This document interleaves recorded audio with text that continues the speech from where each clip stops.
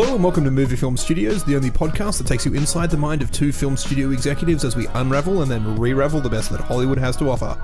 I'm Isaac. And I'm AJ, and this week we dive into a great Hollywood editing mystery as we discover the exploits of a lady and a tramp who've enlisted in the Great War. But before we get into something new, it's time for something old as we check in on our last feature in Box Office Report. Last week we had the first release from MFS Pinlight, the independent film studio that's been spun off from Movie Film Studios. The film was Oktoberfest, a horror thriller set in the Bavarian countryside. How did that go, AJ? Not well.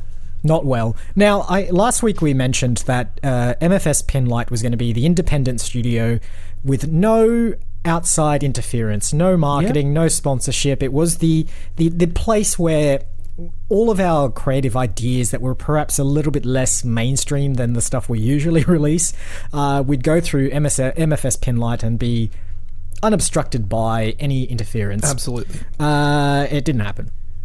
The thing is, it costs a lot of money to get a new branch of the studio off the ground. So unfortunately, behind your back, I did have to go down the sponsorship route. Okay. So it must be subtle. It must be really subtle in the film then, right?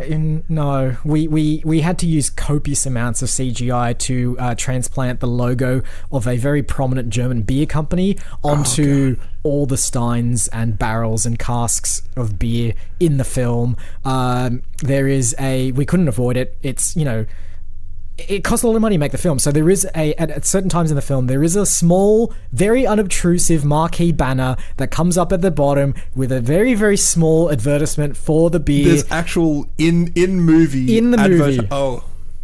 Yeah. Look, and yes, at some point, the characters do kind of break the fourth wall and kind of talk to the audience about the beer. But look, our creative... You're doing my head in, the AJ. creative intent has not changed. It's still... It is sullied. It's still... have none of this. It's still Oktoberfest, but there is a TM and an R on the end of that as well. And we do not own the trademark or registered copy. But it's fine. The film came out. It made... You're killing me. It made Pinlight amounts of money.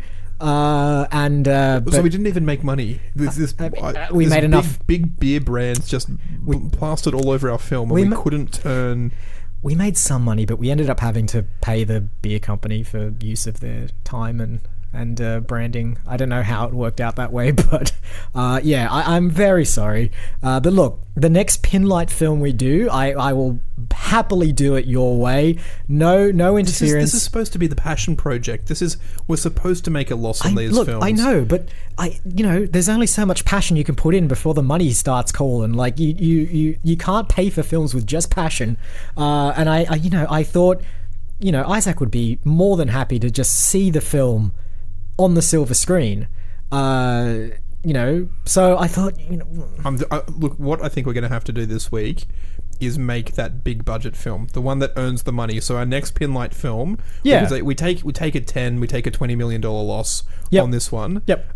Just so we can keep it creatively different. We need none of these. I assume what was Heineken or contractually, I'm not allowed to actually mention them right now, just because if I do, we will have to make the next film with their cooperation as well. All right. Okay. So just for the purposes of keeping things... All right. I mean, I'm sure the people have gone to these little independent film houses to watch it and seen the banner ads just sort of like flying down. I'm sure there's hashtag links and everything that to there. I mean, the thing is, you can't actually watch this in traditional cinemas. You can only watch it through the tour of the beer company.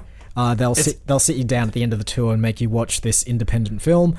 But it's exposure. I suppose in a certain sense that actually makes it slightly more exclusive. Yeah. Means the hipstery kind of people that go and watch independent films. Yeah. How Pinlighty is that? That's very... Okay, you've got me back on board. If it's only available on a tour of a beer factory that you can see this film, that makes it incredibly exclusive. Yep. I like the rarity factor. I think people are going to get on board with I thought you might like that. Okay, so there's at least a bit of a sweetness in the very, very sour soup that I've brewed for you.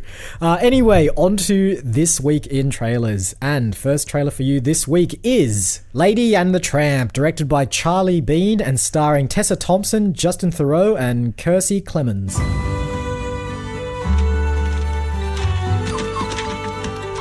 Let me guess. You're like the center of your people's universe, right? Indeed. Well, I've got no leashes or fences. With me, every day could be an adventure. Now, I know we have differing opinions on this trailer, and for the most part, I have been very much against the Beauty and the Beast, Dumbo, Cinderella, Pete's Dragon, Aladdin, Lion King, Mulan remakes. I think they've all looked, especially the Nutcracker, whatever that one was, the Princess, and overly CG'd, overly saturated with color. I can just imagine it being filmed on a studio that is like 99.99% green screen, and it feels all soulless.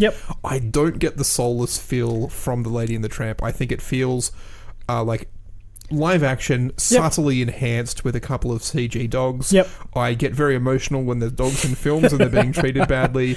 And so I was surprised when I didn't hate the look of this trailer. Now, I get from a creative standpoint that it is just a money grab from Disney. I think it is possibly one of the films they're going to use to launch their Disney streaming service. It's not actually coming to cinemas. No. But I feel as though when like the scraggly dog tramp gets carried away in a cart with like prison bars and he's looking forlornly at Lady King Charles Cavalier puppy dog, that I am also going to well up with tears. I'm probably not going to watch this film, but sure, why not?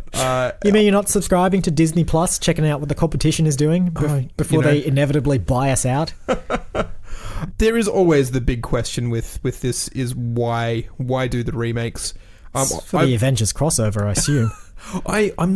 I'm not particularly familiar with Lady and the Tramp, the original animation. It wasn't in the Disney Renaissance of the late 80s and early 90s. No, which this was 55. Yeah, very much a child for. This is, again, also never really saw 101 Dalmatians, which is probably one of the first live-action remake animations from, I think, 96 was when Glenn Close. Glenn Close, yeah. And so it sort of falls into this weird... Like, I feel very strongly when they do a bad remake of The Lion King that is a bad remake because it's such an iconic film from my childhood. But if they butcher this, I don't really care because I'm not so attached to the original film. Yeah, but it still remains to be seen as to why bother. Why not just put the original Lady and the Tramp on Disney Plus, which I'm sure it will be there. They will. Probably. I think at the moment it's on Netflix because all of that. They're being slowly pulled. It'll be gone soon. Over the course of the last 2 or 3 years, your Frozens, your Toy Stories, your Monsters Universities have all been slowly pulled to build a platform for Disney Plus where parents who were using Netflix as a surrogate babysitter are now also going to have to pay for another streaming service to keep their kids happy. I think they're all over on, if you're in Australia, they're on Stan at the moment, so I think Stan has all the Disney junk rights for now. For now. I'm sure the launch date of December 12th this year just so happens to coincide with the date that the contract that Disney signed with, or Stan signed with Disney ends. So. So yeah, anyway, enjoy another pointless Disney remake. I'm sure Isaac might enjoy it slightly more than the rest of them, but I certainly won't. I mean, look, Justin Theroux and Tessa Thompson, I think, are pretty decent castings. I mean, for this, you could have cast anyone. To be fair, I actually thought the puppy with the lady was Jessica Chastain when I originally heard. I think she has about 3 lines in it. Most of the narrative is done by Justin Theroux, and you just throw in the grizzly world weary. I think who's the cowboy from The Big Lebowski with the white mustache? Oh gosh, I don't remember his name. I think he's in this one, and for a moment there I thought he was going to be the gruff wise old... He probably does play the gruff... Sam Elliott? Sam Elliott, there you go. He is in this film, right? Probably as a... Yeah, his name is Trusty, and he's a bloodhound. Bloodhound, okay, yeah, there you go. That's exactly who you'd expect to play. Yeah. These world-weary dogs played by the world-weary actors that you've seen in films before. Exactly. All right, on to the second trailer for this week's episode, which is Zeroville, directed by James Franco and starring James Franco, Megan Fox, and Seth Rogen.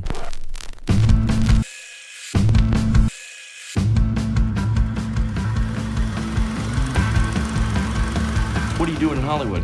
The movies. Oh, the movies. recognize her? Valley of the Dolls, she's married to Roman Polanski. Repulsion, Knife in the Water, Rosemary's Baby. It's like an opera for boxing. It's about the confusion of white folks, how they think they are civilized. Is this a robbery or a movie review? I want to dedicate this to a real mother! Yeah! Lottie Langer, I'm cutting this movie.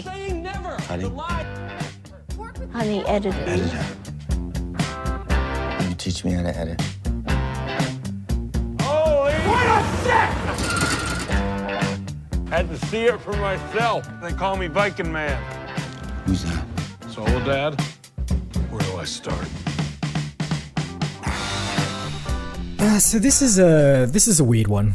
We're back in James Franco's Seth Rogen territory, but it's certainly not what you'd expect from those two. I think who last brought us. I think the Disaster Dictator? Artist. No, it was the Disaster Artist. Sorry, yes, you're right. I mean, and at a certain point in this trailer, it says from the award-winning director of The Disaster Artist. Yeah. And after just having seen James Franco on screen for a good 2 minutes, I'm just like, that's a bit self-indulgent. If you're like the direct, like just like I also directed it. You were talking about The Dictator, and they did Pineapple Express. I think that Danny McBride from Pineapple Express is also in this film as well. Oh yeah, along with Craig Robinson and the usual cast of the sort of the stoner slacker comedy crew. Yep. But I think so. James Franco is a bit of a. I think he studied some sort of literary thing at university. Mm-hmm. He's very much into. I think Kurt Vonnegut is one of those surrealist sci-fi authors from the 60s and 70s. Yep. And this has very much the same sort of feel of this weird surrealist. Kind of almost Hunter S. Thompson in a way as well. Fear and Loathing. So if it's not clear from what you heard in the trailer, I mean, you're only won't getting be half of it. We're getting the visuals as well, and it still doesn't make a whole lot of sense. It's set in the 1970s, which seems to be the sort of go-to time. Now. We've got Tarantino's latest is set in the similar kind of era and sort of deals with a very romanticized version of Hollywood. This did remind me a lot of Once Upon a Time in Hollywood. Yeah. We also had a film, I think last week, which was set in 1977 with Melissa McCarthy and their... Kitchen, I believe. The Kitchen, or the that's Kitchen, correct, yeah. So it deals with James Franco's character sort of arrives in Hollywood in just on the cusp of 1970 and decides to become an editor. And it's sort of like documenting the weird transitional time it was for Hollywood and cinema at that time.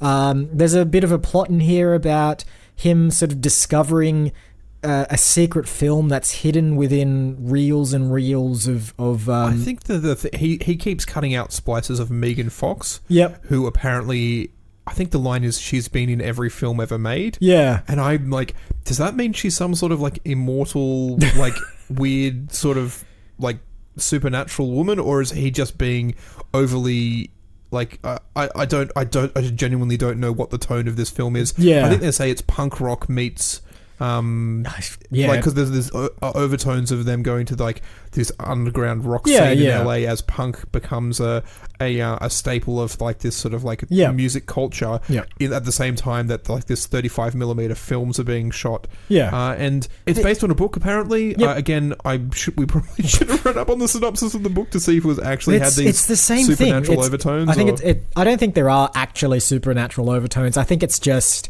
documenting the weird, woolly, wild time that the 1970s were in Hollywood. And there's another trailer that came out this week with Eddie Murphy called Dolomite. Yes. And again, it's in a similar kind of Same era thing. and dealing with the creation of blaxploitation films, which happened at around about the same time. So it was a very like... I think Dolomite though is like an actual... It is based on a true story, based on a true person who was a film producer, who was also an actor, who was also a martial artist. Yeah. Whereas I think the Once Upon a Time in Hollywood and this one are fictionalized versions. Within real life events as well, Yeah. particularly with Once Upon a Time in Hollywood. So yeah, I guess it's just that time. Like no one remembers what happens then at that point, at that time. I believe like there's a cameo in the Zeroville trailer later on that shows a young Steven Spielberg talking about what would become Jaws. Yes. And it's kind of cute, I guess. Like it was kind of... I can't say I've ever seen Steven Spielberg represented in film before. Right, so like- people playing the character of Steven Spielberg. Yeah, Which is weird because he's a very prolific director, and I would have assumed that by now someone would have tried to make that biopic, but I guess he's... I feel as though I've seen a George Lucas one. Who have I seen dressed up as a very convincing George Lucas? Oh, yeah, you're right. But I think it's probably would come from parody where they were making fun of how precious he is about his films. Yeah. So. Anyway, in short, we don't know what this film's about, but... if you want to see a surrealist punk filmmaking comedy set in the 70s with a bunch of stoner slacker comedians that you've seen in a million other things. Yeah. If you added, like, you know, slightly fisheye lenses and some weird animations, it could be a Terry Gilliam film. It could be. So if you're into that, go and see Zeroville. All right, on to the final trailer for this week's episode, which is 1917, directed by Sam Mendes and starring George McKay, Dean Charles Chapman, and Benedict Cumberbatch.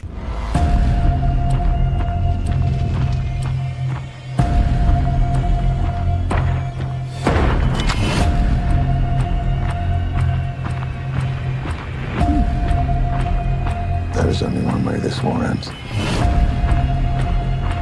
Last man standing. What the hell are you doing, Lance Corporal? No!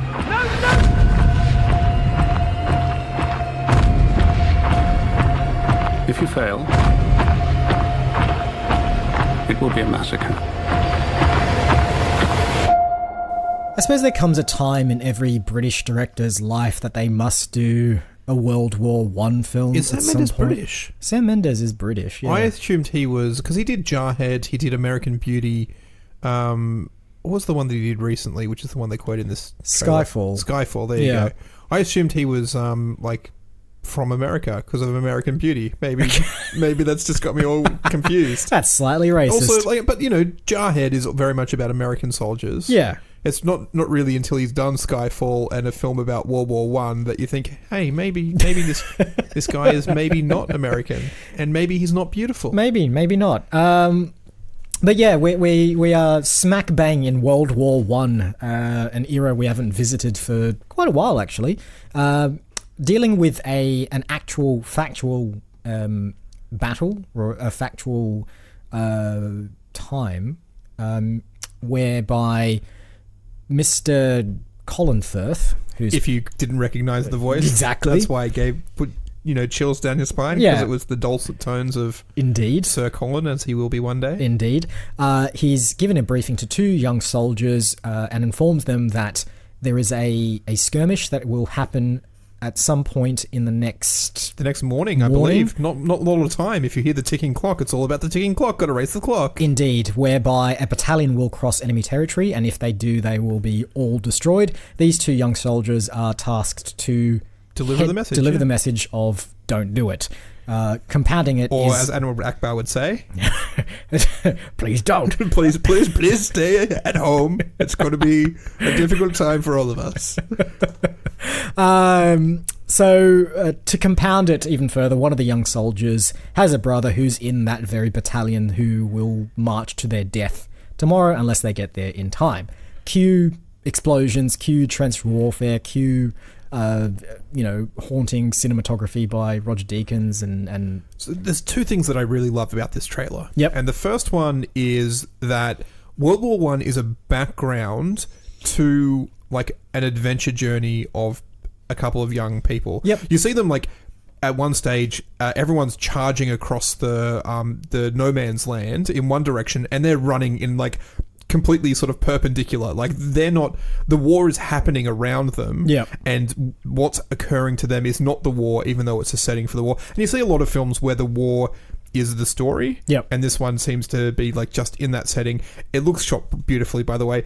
And the second one is just the way that they do, in every other trailer, it's like, you'll get the title text. It's like, in a time, and that's on a black card, and then it'll cut to the scene. Yep. In this one, it is a black card but the text is transparent, and it sort of slowly zooms out, and you can see the shot through the letters of the text, as it's sort of like it looks really, really nice, and I haven't seen that done in a trailer before. It's probably not going to affect how good the film is, but the fact that they've done something original and different for the trailer makes me really like it. You're digging the aesthetics in this week's trailers, aren't you? I like it. Yeah, all right. You put together a good trailer. See, unlike I don't think we talked about it with Zeroville. That Zeroville trailer is a bad trailer. It's 3 minutes and 40 seconds long. Yeah. And tells you absolutely nothing about the film. Really weirdly edited too, which is ironic for a film about a film editor. Whereas this one, like, the shots look beautiful. You can't go wrong having Colin Firth in a trailer. Yeah. There's some interesting ticking clock things, and it's all about time. Yep. There's some interesting word effects in here. So I'm on board with this one. I probably won't see it. I didn't see Dunkirk, and this I did reminds see me Dunkirk. of Dunkirk quite a lot. Yeah, I did see Dunkirk, and that's a fantastic film by a pseudo-English director. Christopher Nolan's kind of American, but he's also kind of British as well. I'm fairly sure he's almost entirely British. No, he's mostly American. What do you mean mostly American? Born in America, raised in America? I believe he was born in America. I've seen his first film, Following, and it's set almost entirely in London. Wikipedia says he's an English-American film director, and he has citizenship for both countries. So there you go. He speaks with a British accent, though, so that's close enough. Unlike other Robin Hoods. Yes, exactly. And yeah, Dunkirk was great. Again, similar kind of premise there, whereby the war is just a framing kind of story, where it's really more about the individual journey of Harry Styles.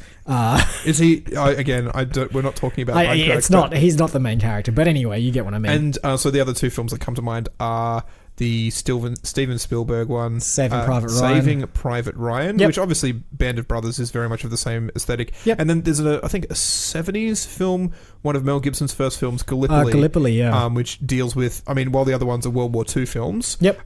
Gallipoli is specifically about World War One. I wouldn't be hugely surprised if it's not almost based on similar events, because there is the story of Gallipoli where orders were given incorrectly for quite a lot of soldiers to go over the trench, and because they were raiding at the wrong time, a lot of lives were lost, which happens in trench warfare, and so this being sort of based around a similar sort of time frame, a similar sort of battle, seems to draw quite a lot of comparison there. But again, that film is very much about the mateship of two people who are fighting in that war in the trenches. Yeah. And like us here in the recording booth. In the recording trenches, I wouldn't draw comparisons between the two.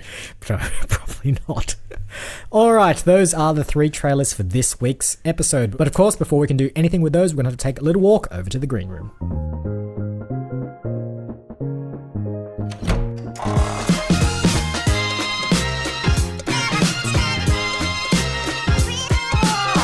And here we are. Let's do a quick recap of this week's trailers. We have a live-action remake of a Disney classic. Yay. We also have a surrealist pop-punk period inside Hollywood film. Yep, that'll do. And finally, we have a World War One drama. But I'm reluctant to call it a World War I drama, because it's still like a race against the clock, two friends race against the clock, where World War I just happens to be the backdrop. Yeah. All right. Great.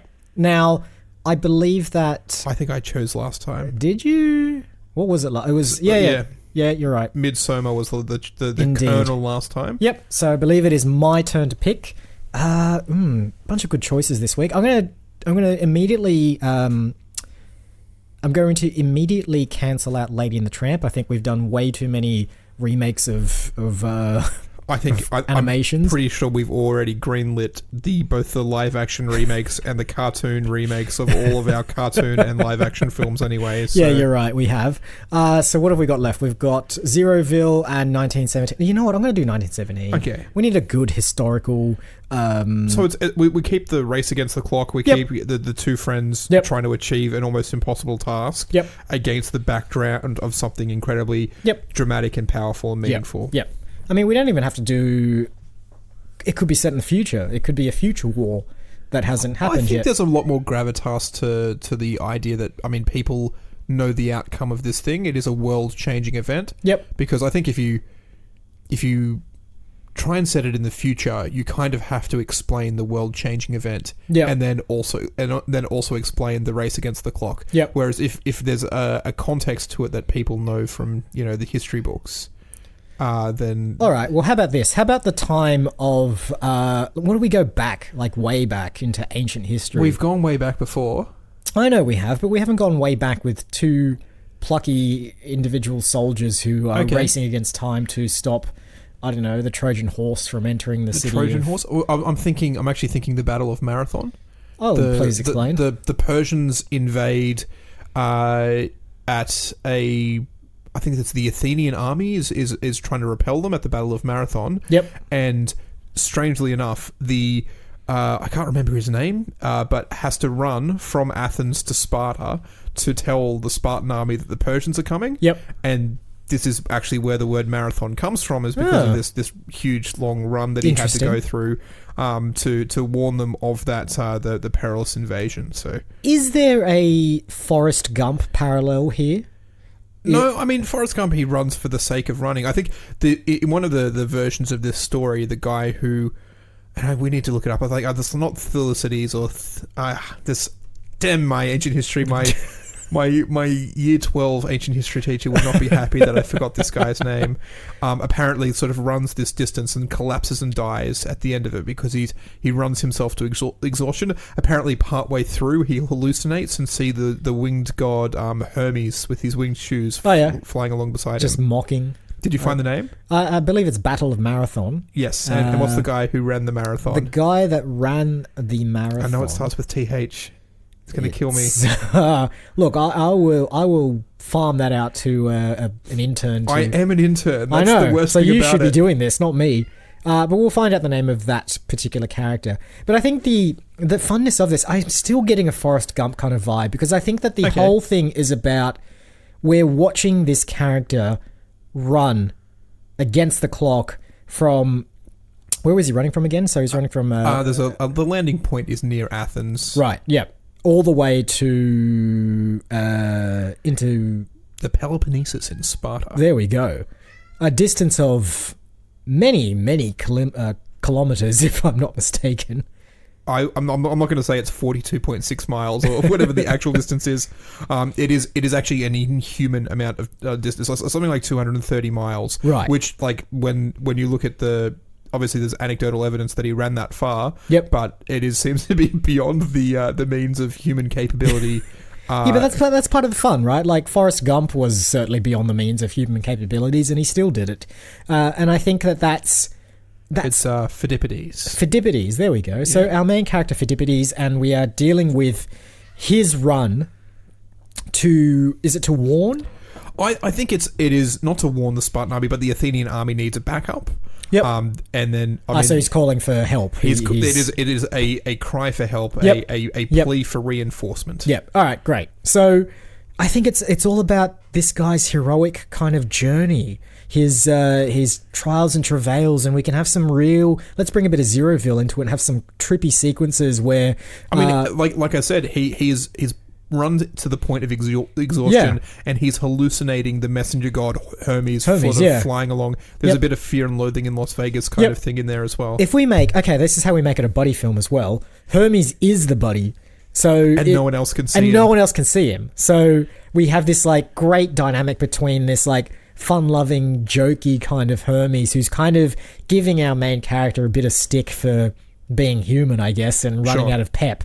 And, combined with the brutal realities of what the guy's going through, which is running himself to exhaustion. So we get the best of both worlds. We get that gritty realism of 1917 with the, well, not explosions, but, gritty, dark, grim landscape, his tattered soles and his bloodied feet and so on and so forth. And then we switch into bizarre, like weird, psychotropic drug trip version of Hermes who's racing along, sort of zipping around him, making fun of him, and they're just sort of bantering along as well. And I think that, we can build a relationship between those two throughout the course of the film. I'm actually getting, like, strangely enough, elements of 127 hours from this. Oh, yeah. Yep. This whole, like, pushing yourself to the point of human endurance and human exhaustion. Yeah. And using really nice, clever filmmaking techniques Yeah. In there. I know Eddie Izzard, who's a sort of a reasonably well-known comedian, did this thing where he was going to run like 100 marathons in 100 days. And at a certain point, his like kidneys started to shut down and he was peeing like this black viscous urine. Whoa. And so I kind of like want to get these elements of like, this is what happens when the body starts to like Okay, so consume itself. we go like very realistic, I guess. In certain elements, there's definitely the trippy element of him being Yep, exhausted. yep. But there's that moment in 127 hours where he's cutting off his hands, Yeah. and like when he has to saw through the nerves, there's this very the soundtrack. the Yeah, soundtrack really makes you feel every sort of moment that he's going through. Yeah. I reckon we really need to bring in some of those elements into this one as well. If you thought that screeching violins in horror films was scary, the screeching in 127 hours when he's cutting through nerves, spoiler alert by the way, is incredibly painful to watch. Yeah. But at the same time, it's incredibly enthralling as well. So yeah, I agree. Like, I like that kind of aspect of it. And I think that, you know, just the physical toll, does he stop at all, or is he just... We have the opportunity to tell our version of the story. Yeah. Because there's a lot of different conflicting historical accounts, and some of them give him far more like credit for running a lot further. Yep. So I mean, we can do what we got. I think the two main things is probably like, without. Obviously, if you're listening to the podcast, we're going to spoil the end of the film. Sorry. He dies. He dies at the end of it. Actually, I think he's supposed to... He runs to Sparta, and then has to run back to the Athenian army. Right. Because he... and to tell the Athenian army that the Spartans said they're not going to show up because the auspices were not very good. Right. And so... And then when he gets there, he sort of dies. Cool. Which is... real tragic, but Yeah. like the twist there is like he ran all that way and the Spartan army said no sorry. Something so- a simple email would have taken care of these Yeah. days, but yeah, okay, I like that, and I think a simple email probably would have solved the 1917 problem of warning them about a trap. But what's the most effective way of sending a message? How about we send two young boys to run through a war torn battlefront to deliver? It's like, oh, we could just send a text message. Oh no, we're internationally abroad. I didn't put on international roaming. So. Yeah, it's going to cost a fortune. All right, so I think what we also need to do is amp up the big budget spectacle of it as well, and I think we're going to have to flash to both armies. I think perhaps I really don't like cutting away from Pheidippides. You want to keep it on Pheidippides? I think. I mean, again, the idea that there's an invading force is potentially the backdrop to the thing. We could if we really want to have a thing where maybe there's Persian spies within the Greek countryside, and they're trying to stop him from getting word to Sparta. Yep. And so there's trials and tribulations, but I don't like the cutting back and going, there's something ominous looming. I think we can still build up the tension without really having to cut away from his journey. I agree, but this is just sounding a little bit pinlighty. I genuinely think we can probably get Danny Boyle and James Franco on board for this and make it feel like a spiritual sequel to 127 hours. All right. Should we call it something along the same lines, or...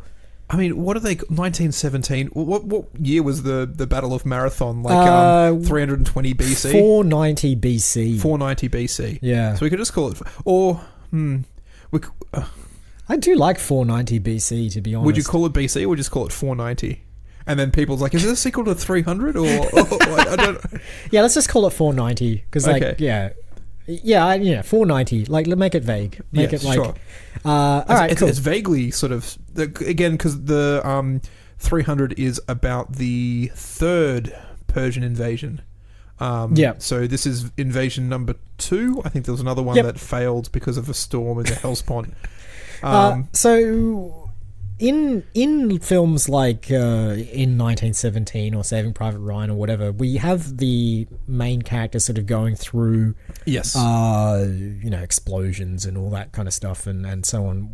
Do we have anything like that here? Will he go through trenches? Well, I don't even know if they had trenches back there, but will he go through active battles, or is it just like a soul lonely road? No, I mean we have to have like the the events along the way, the trials and tribulations. Yep. I mean, maybe chariots, maybe horses, maybe soldiers. Where maybe he's been tracked down and he's having to hide in a crevasse and not move. And he spent like 3 days doing nothing but running, and he's just wedged himself in a rock as like these scouts are trying to ferret him out. And he's like, And so he's like hiding, bunkering down.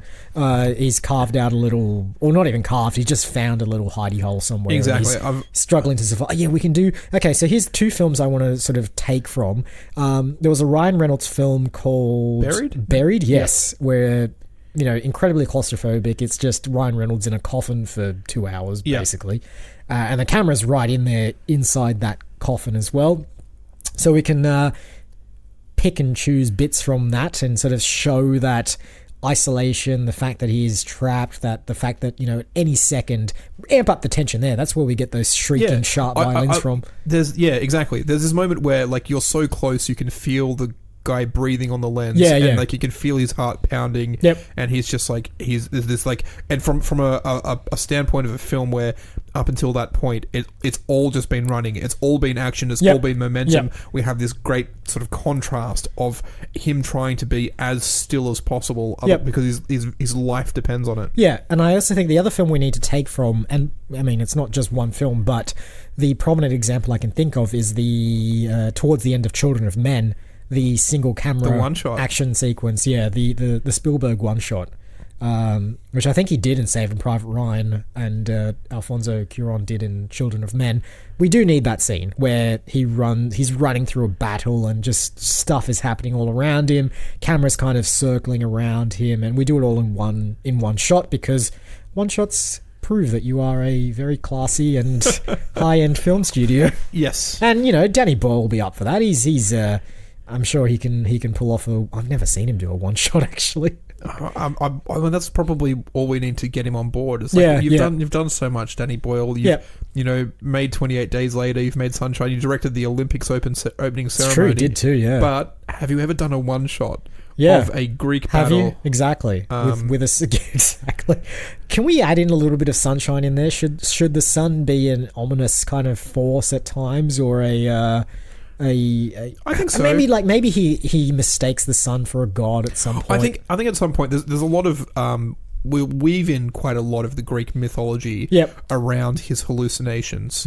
When so obviously we'll have Hermes as like the main guy. But Apollo, I think, is the god of the sun. And there's, you know, a whole bunch of other ones that I could name. But do you know who I want to play our main character as well? Who's that? Daniel Craig. He's a bit older than I thought. I'm not sure. Could he run for 4 days straight? He's fresh off the latest Bond film. I feel as though he's more of like the leader of the Athenian army, the grizzled old general, rather than the young plucky boy who they choose to go, you are the only person who is fit enough, who is young enough to make this incredible run. All right, so if we're going for young talent, we always have a problem with young talent. Yeah, because we can't cast Tom Holland every week, even though we want to. You know, Tom Holland was meant to be 1917 as well. Oh, really? He would have given him a chance to actually use his real accent. But no, he's not in it, I don't think. Well, I mean, we can pull from 1917, but that's a bit on the nose. Yeah. What about Jamie Bell? I think Jamie Bell's got to be about 35 now, doesn't he? Like he's getting up there. He still looks very young, doesn't he? But isn't he like just an? He's 33. There you go. He's a grown-up Tom Holland. Who else have we got in there? Even like I'm trying to think. Andrew Garfield. Like no, I don't want Andrew Garfield in the film. This is the Spider-Man problem again. Exactly. Every time we bring up Tom Holland, we just have to go. What's Tobey Maguire doing these days? Can he do an Athenian accent? What is an Athenian accent? Are we going to be Ansel Elgort? Ansel Elgort. Yeah, I like him. I think he could do quite well. I've never heard him do an accent. Oh, there's also one of our favourites, Taron Egerton. Taron Egerton? Yeah. I feel as though Taron Egerton and Danny Boyle would... hand in hand, surely. Yeah, why not? Yeah. He's due for a good... I think... He's just come off Rocket Man, the Elton John biopic. True. And I think, his film series, The Kingsman, Yep. has had a World War One like reboot as That's well. true, so, yeah. like, you know, it's going back and doing the historical thing. Yep. Sure, let's get him involved. He's quite a good. He throws himself into the role as well. I'm sure he'd be up for hallucinating, blood-stained, problem-ridden human who's run too far. You know what's kind of interesting as well about this story, because it is, as The Hobbit says, there and back again. Yep. We can do this clever writing thing where the journey there, he kind of encounters like these problems that he kind of has to deal with. Yep. But then on the journey back, it's the same problems, but just like escalated. Oh, yeah. And like you get to see the ramifications of everything that he went through the first time. Like a video game. Yeah, a little bit, like a level of a video game. Yep. Where I'm not sure on video game levels you go back later and find the whole thing smashed up. Some Maybe. do. So stylistically as well, I think we should always film him going in one direction when he's going there, Yes. and then in the other direction when he's coming back. Look, you know, leave it to Danny Boyle. Danny Boyle He knows knows what how to he's doing. swing a camera around.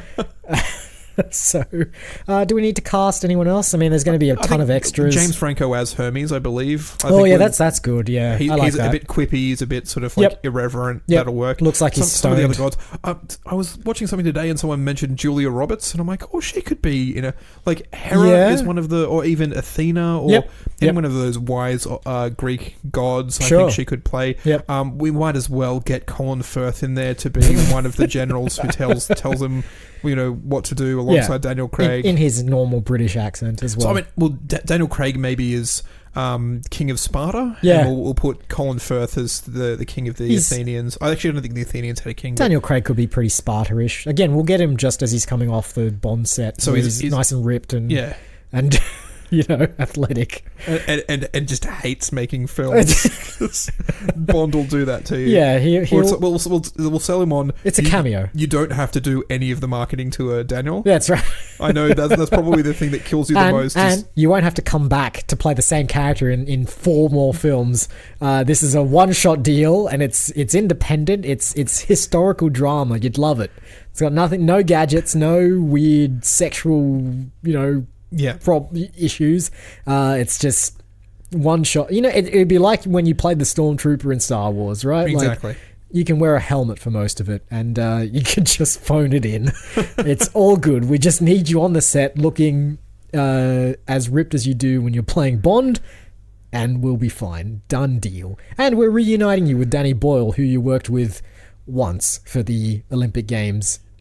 Did Danny Boyle pull out of the most recent Bond? He did, yes. Who's doing that one now? I can't remember his name, but he's the guy that directed Maniac on Netflix and also did True Detective. Okay. Who's not incredibly well known, but very stylistically interesting. So yeah, there you go. Danny Boyle, Daniel Craig, Colin Firth, Taron Egerton. And James Franco. Julia Roberts. And Julia Roberts. There you go. That's a great cast. I think that'll work. That is great. All right. And the film's called 490? 490 or 430? 420 somewhere. 490 it is. 490. It's 490. Actually meant to be 490 BC, but we'll leave it up to the cleverness of the audience to figure out that it is a BC pick, not a AD pick. And maybe we'll do the sequel, which is the AD. I'm not sure anything was happening in 420 AD, but 490. You mean? 490, yeah. I mean, we'll dig up something, and then we will have to get Daniel Craig back. So yeah, I mean, but you know, as I think Daniel Craig proves, so long as you throw enough money at him the second that's time, right. Yeah, he'll come back for any sequel. Yeah, exactly. So. I think we'll just have to sneak in the fact that this is a multi-picture deal, but we'll just say to him, look, it's a historical biopic, really. Like, how could you possibly come back? We bring it back. 490 BC. 490 AD rather. Can't play the same character. No, the great grandson of King. It wasn't Leonidas at that point, but sure, why not? Who cares? And also, I believe the Spartans had a duarchy, so instead of a monarchy, they had 2 kings. Oh wow! So maybe he can be the one who was like slightly less involved. Yep. So. Look, you've basically whatever facts you've like rattled off to me during this episode, I've believed without any sense of doubt. I could have said triarchy. You could have said believed me. You could have said anything. I am as gullible as the audience that we're going to show this picture to. So historical accuracy does not. If you can make a film like 300 that people sometimes mistake for actual historical, it is. This is the problem. Like the actual Battle of Thermopylae, is so much more interesting than the stylized garbage that they threw at us with 300. I was so disappointed because it is one of history's greatest battles. Yeah. And then just like putting all these goblin creatures and like, you don't need that. It's so great on its own. Exactly. Look, we'll have Danny Boyle instead of Zack Snyder, so yeah, it's so going to go well. It's going to go well. We still need to spray paint on some abs, but a lot less slow-mo action, so... All right, I think that's a wrap on 490. Housekeeping as per usual, we are online at moviefilmstudios.net where you can find all of our episodes, our bios, and Mafuzawudada, the database of films that we've made on this podcast.